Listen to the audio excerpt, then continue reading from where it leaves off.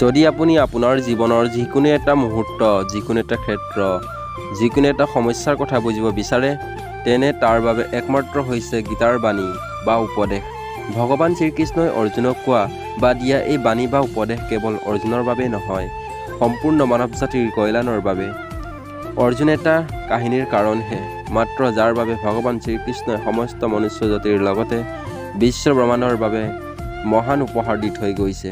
গতিকে প্ৰিয় দৰ্শক, আজিৰ ভিডিঅ'টোত মই এনে 50টা বাণী বা উপদেশ লৈ আহিছোঁ, যিয়ে আপোনাৰ জীৱনটো সুখী আৰু শান্তিময় কৰাৰ লগতে সাফল্যমণ্ডিত কৰাত সহায় কৰিব।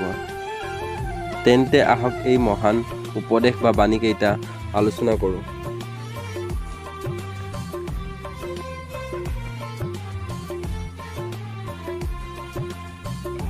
যি ব্যৱহাৰ আপুনি আনৰ পৰা পোৱাটো নিবিচাৰে, তেনে ব্যৱহাৰ আপুনিও কাৰো লগত কেতিয়াও নকৰিব। মানুহে এইটো জানিও কেৱল ভাগ্যক দোষ দিয়ে বা দোষ দি থাকে যে ভাগ্যতকৈ ওপৰত হ'ল নিজৰ কৰ্ম, যি নিজৰ হাতত থাকে। মানুহে যি দান অন্তৰেৰে কৰিব পাৰে, সেয়া হাতেৰে কৰিব নোৱাৰে, আৰু মৌন হৈ যিয়ে সকলো ক'ব পাৰে, সেয়া শব্দৰে বা ভাষাৰে ক'ব নোৱাৰে।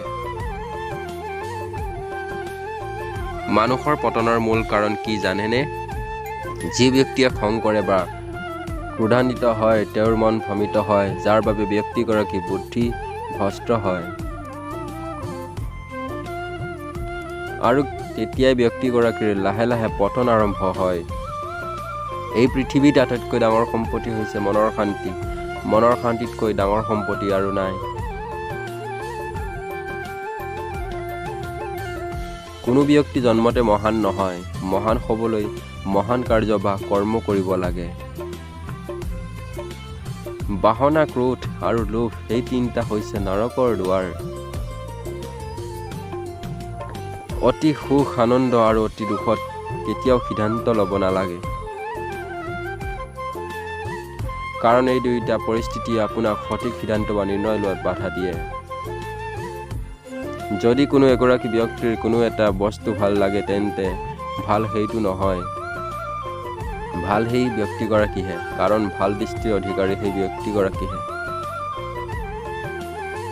সেইসকল ব্যক্তি জীৱনত ভয়াতুৰ হৈ থাকিব, যাৰ জীৱনৰ প্ৰতিটো সিদ্ধান্ত আনৰ ওপৰত নিৰ্ভৰশীল। যেনেকৈ এগছি চাকিয়ে নিজৰ পোহৰেৰে চৌপাশ পোহৰাই তোলে, তেনেকৈ সত্যৰ পোহৰ কেতিয়াও কম হৈ নাযায়। সেয়েহে মানুহে সদায় সত্য কোৱা উচিত। সদায় সন্দেহত থকা ব্যক্তিয়ে কোনো লোকতে শান্তিত থাকিব নোৱাৰে। পৰিৱৰ্তনেই হ'ল প্ৰকৃতিৰ নিয়ম, সংসাৰৰ নিয়ম। সময়ৰ লগে লগে সংসাৰৰ সকলো বস্তুৱে পৰিৱৰ্তনৰ নিয়ম পালন কৰে। মানুহৰ মনটো চঞ্চল হয়, ইয়াক নিয়ন্ত্ৰণ কৰা বৰ কঠিন, কিন্তু অভ্যাসেৰে ইয়াক বশ কৰিব পাৰি। কেতিয়াবা কেতিয়াবা আনৰ ওপৰত ভৰসা কৰাটো ভাল, কিন্তু সাৱধানতা অৱলম্বন কৰাটো অতি প্ৰয়োজন। কাৰণ কেতিয়াবা আমাৰ দাঁতে নিজৰ জিভাখন কাটে বা আঘাত কৰে। আপোনাক অন্তৰেৰে বিচৰাজনে আপোনাৰ লগত যিকোনো বিষয়ত কথা পাতিব, কিন্তু আপোনাক ঠগিব বিচৰাসকলে আপোনাৰ লগত মিঠা মিঠা কথাহে পাতিব।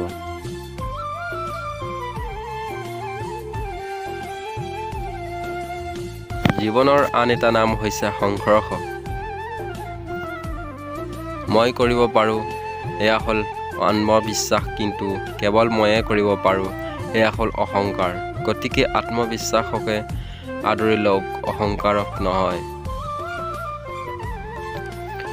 কোনে কি কৰি আছে বা কিয় কৰি আছে, এইবোৰৰ পৰা আপুনি যিমানেই দূৰত থাকিব, সিমানেই আপুনি সুখত থাকিব।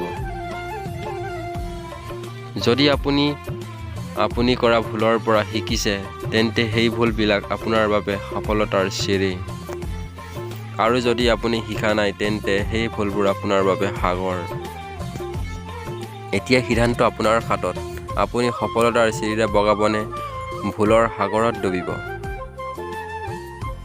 যেতিয়া মানুহৰ প্ৰয়োজন সলনি হয়, তেতিয়া সেই মানুহৰ কথাৰ ধৰণো সলনি হয়। মানুহে নিজৰ বিশ্বাসেৰে নিৰ্মিত। যিয়ে যেনেধৰণে বিশ্বাস কৰে তেনেধৰণে হয়। যদি কোনো ব্যক্তিয়ে বিশ্বাসৰ লগতে ইচ্ছা কৰা বস্তুটো পাবৰ বাবে সদায় চিন্তা কৰে, তেন্তে সেই ব্যক্তিগৰাকীয়ে যি ইচ্ছা তাকেই পাব পাৰে।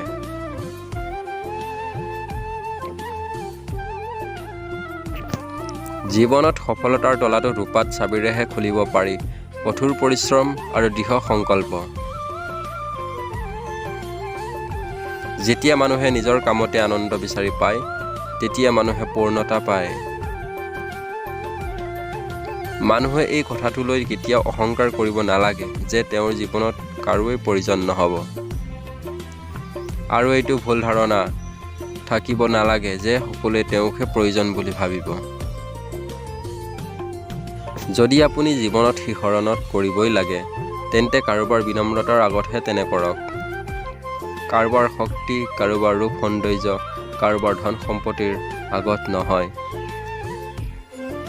যি হৈ গ'ল তাক লৈ দুখ কৰাৰ কি প্ৰয়োজন, যি আছে তাক লৈ অহংকাৰ কৰাৰ কি প্ৰয়োজন, আৰু যি আহিবলগীয়া আছে তাতকৈ মোহত পৰাৰ কি প্ৰয়োজন। যি ব্যক্তিক যি দায়িত্ব দিয়া হয় বা দায়িত্বত থাকে, সেই দায়িত্ব সুন্দৰভাৱে পালন কৰা উচিত।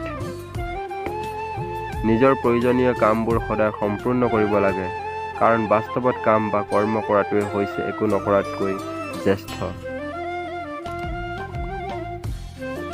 সময়তকৈ আগত পোৱা বস্তুৰ কেতিয়াও মূল্য নাথাকে, সময়তকৈ পিছত পোৱা বস্তুহে মহত্ব হেৰুৱায়। সেয়েহে সময়ৰ আদৰ কৰক আৰু নিজৰ কামবোৰ সময়ত কৰিবলৈ চেষ্টা কৰক।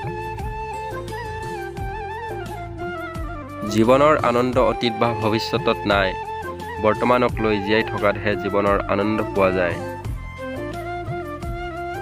সঠিক কৰ্ম বা কাম সেয়া নহয় যাৰ পৰিণাম সদায় সঠিক হ'ব, বৰং সঠিক কাম সেয়াহে যাৰ উপদেশ কেতিয়াও ভুল নহয়।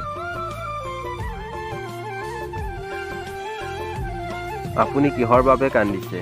কাৰণ আপুনি যি হেৰুৱাইছে সেয়া কেতিয়াও আপুনি সৃষ্টি কৰা নাই। আজি আপোনাৰ ওচৰত যি আছে সেয়া কাইলৈ আন কাৰোবাৰ হ'ব, কাৰণ এয়াই প্ৰকৃতিৰ নিয়ম। কাৰোবাৰ ভাল কৰিব নোৱাৰিলেও সেয়া কেতিয়াও নকৰিব, কাৰণ এই পৃথিৱীয়ে দুৰ্বল হ'ব পাৰে, কিন্তু পৃথিৱীৰ সৃষ্টিকৰ্তা নহয়।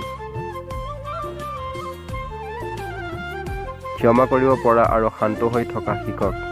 আপুনি এনেকুৱা শক্তিশালী হৈ উঠিব যে পাহৰেও ৰাস্তা এৰি দিব।